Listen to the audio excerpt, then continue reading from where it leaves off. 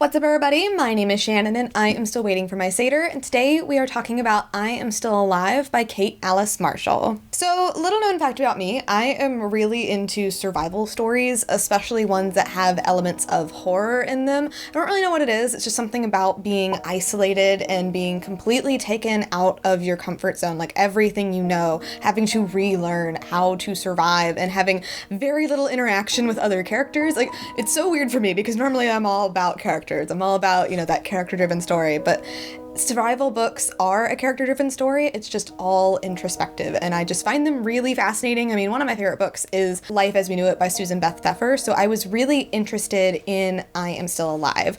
This book is about a girl who is 16 years old. She was in a car accident. This resulted in a very life-changing injury. She'll probably never walk correctly ever again, and her mother also died, so she is being sent to live with her father, who she's never really known, never grew up with, and who lives in the middle of the Canadian wilderness in a cabin all by himself. It's just him and his dog, and that's the end of it.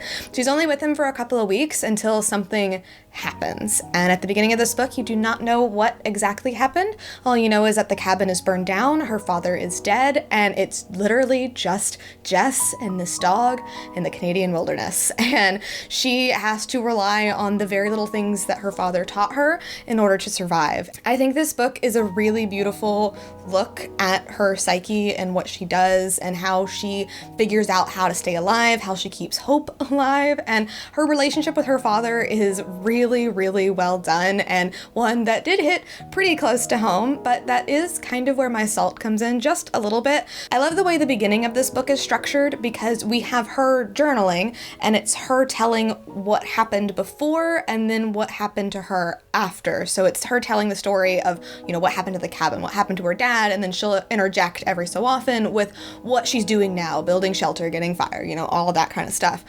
But those two meet too early, in my opinion, and then the rest of the book goes by much faster. The pacing is completely different, and while I do like the ending, it just felt a little bit weird. Like, I was listening to this book on audiobook and I found myself just not paying as much attention as I did to the first half of the book. So I really wish that before and after aspect could have lasted a little bit longer. And I also wish we could have had more time with her and her father. I know the whole point was that, she didn't get to spend too much time with him, so she didn't know too much what's going on, but she also spends a lot of that time angry, and I would have liked to see her unpack a little bit more of that and unpack her feelings with her father. She does. I just wish it could have been a little bit more. So I am giving this book a B+.